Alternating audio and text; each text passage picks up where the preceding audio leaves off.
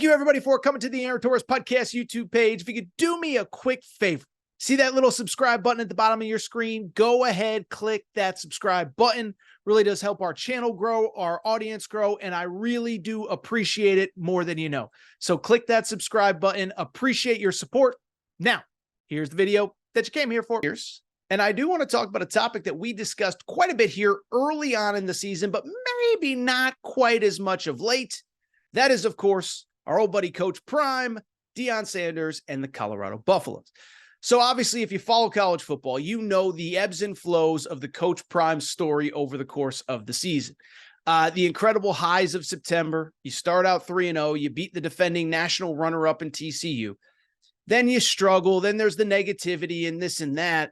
But really, as the season kind of wound down, it got kind of quiet around Colorado. After the season ends, there really hasn't been much to really discuss. Kind of the natural, again, ebbs and flows of the offseason. A couple coaches have left. That is perfectly normal. A couple players have hit the portal. That is perfectly normal. But at the same time, this is a big offseason in terms of what comes into the program for Coach Prime as he tries to rebuild this thing and get it back on track and get it to a place where it needs to be. And bluntly, it's a big offseason because really next year's a big year. Not because if he loses this many games, that happens or whatever. But next year's probably the last year you're going to have Travis Hunter. Obviously, Shador and Shiloh aren't going to be around forever either. And so this is a really big offseason to get a lot of things fixed. And there is no doubt that we know what the number one priority is.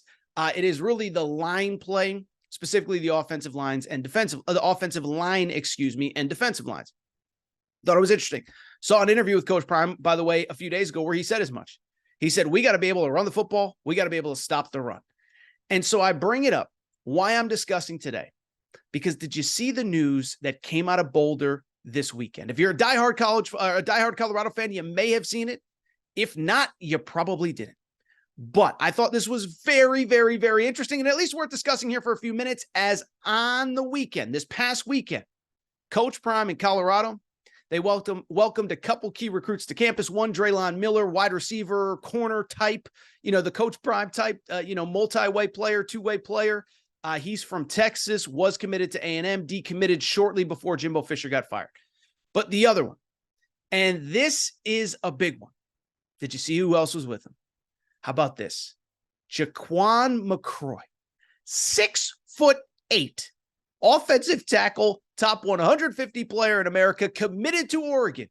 He was on campus this weekend. And let me just say this. This is the exact kind of kid that Coach Prime needs. And if Coach Prime gets these kind of kids, watch out, because it is game on, Colorado Buffaloes. First off, let's talk about this kid really quick. If you have not seen him, listen, we'll work on the technology at some point. We'll get the picture flashing across. But at the same time, listen, if you have not seen this kid, he is massive. 6'8", 360 plus pounds, from the state of Alabama, has been committed to Oregon since the summer.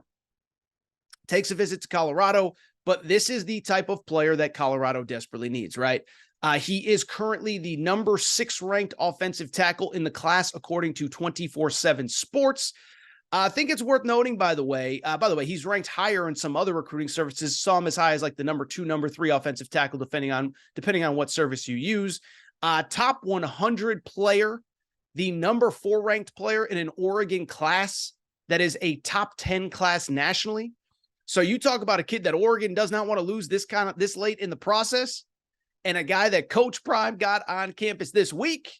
Man, oh man, oh man, nothing but a positive. And now the question becomes this: can Coach Prime close? Can he get him? Because boy, oh boy, oh boy, does he need it. Now, let me say a couple things in terms of, is this going to happen? First off, I give Coach Prime credit. Listen, you can like him, you can dislike him. The man has a plan, okay? And I've said this from the beginning.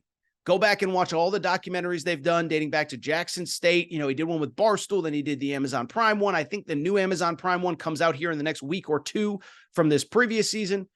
But I bring it up because if you go back and watch, this guy's got a plan. He's got a plan for everything. How many freshmen we're going to take, how many transfers we're going to take, how many grad transfers we're going to take, how it's all going to come together. Beyond that, I thought this was interesting. During the season, when all these schools are hosting these big recruiting weekends, Coach Prime largely said, we want to do our big recruiting weekends in December. And it's easy to say, well, I mean, of course they weren't winning. It's like, well, they were winning in September and October and early on in the season when there was momentum. Even then, he kind of said, we want to wait until December. I thought it was very interesting. There were a couple players early that wanted to get out that ended up committing. So obviously it didn't necessarily perfectly work out because of the fact that, you know, like a Ryan Wingo, 5-star wide receiver who is now committed to Texas, wanted to visit Colorado in the fall, didn't, ends up committing.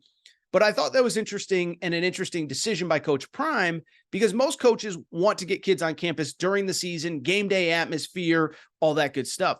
He said, no, we want to be the last visit. We want to be the last memory that you have.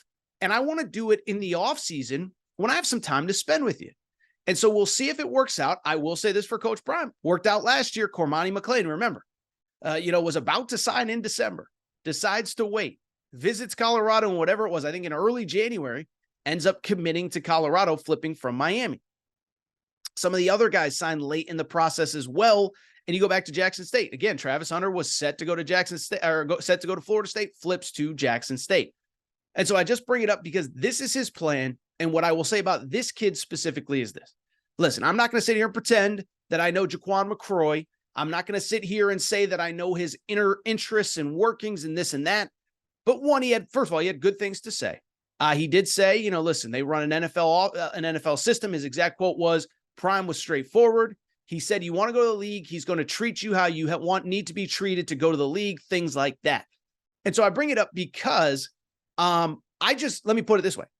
I don't think that this kid would take this visit this late in the process if he wasn't seriously considering going to Colorado. Now, again, about 3 weeks till National Signing Day. We'll see if it ends up happening. I don't know.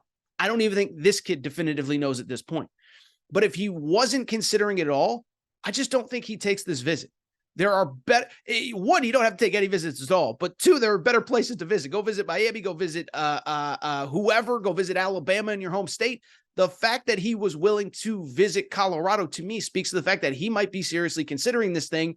And I think it is also interesting, by the way, Alabama kid who's committed to Oregon. So distance is not a factor. It's not like he's an Alabama kid that you're trying to flip from Alabama or from Auburn, or a Texas kid you're trying to flip from the Longhorns or Aggies. This is a kid that is willing to travel, willing to go somewhere else.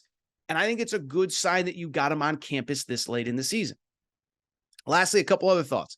One, if you could flip this kid, listen, I'll even say this about Colorado. Outside of whether you flip this kid or wherever you get that offensive line help, I'm here to say this. I'm going to get criticized for saying it. I'll see it in the YouTube comments. I don't care. I believe in my heart of hearts, I don't think Colorado is that far off from being pretty good next year. Now, listen, they're not going to be Georgia next year. They're not going to be Alabama. This is a process. It takes time. But the thing that stands out to me, and Coach Prime said this, he said this in the 24/7 Sports, did a national portal show on Monday. And he said, look, I know there's a lot of negativity about my program. He said, we only had 2 really bad Saturdays. One was against Oregon. One was against Washington State. Those were really bad. Didn't go well, whatever. You look at the rest of the schedule, though. I know it's 4-8. Oh, my God, so much hype, blah, blah, blah. One went from 1-11 to 4-8. That's pretty good. I don't care, whatever. But 2, and I think this is the important part, they were mostly competitive in those games without good offensive line plays at all.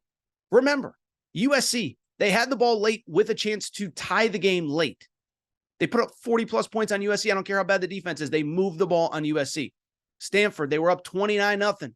They blew the lead. I'm not making excuses, but they were up 29-0. That wasn't a 42-7 final score.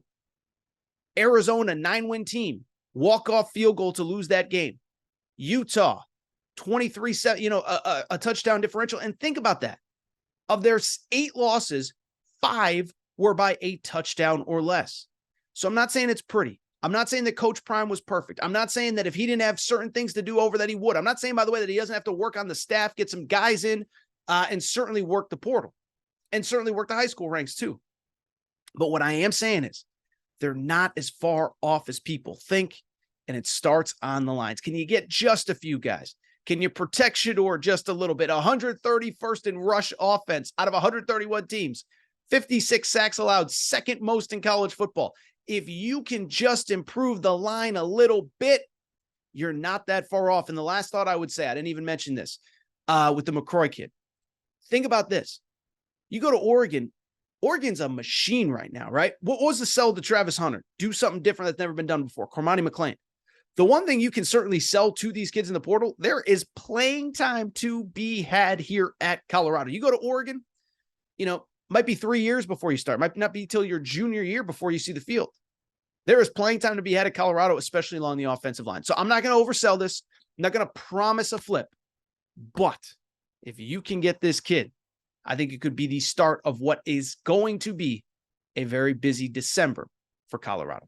If you enjoyed this video, do me a favor. Make sure to subscribe to the Aaron Torres Pod YouTube channel. We do clips. We do full shows. Full shows, by the way, also available on podcast every Monday, Wednesday, Friday, wherever you get your podcasts.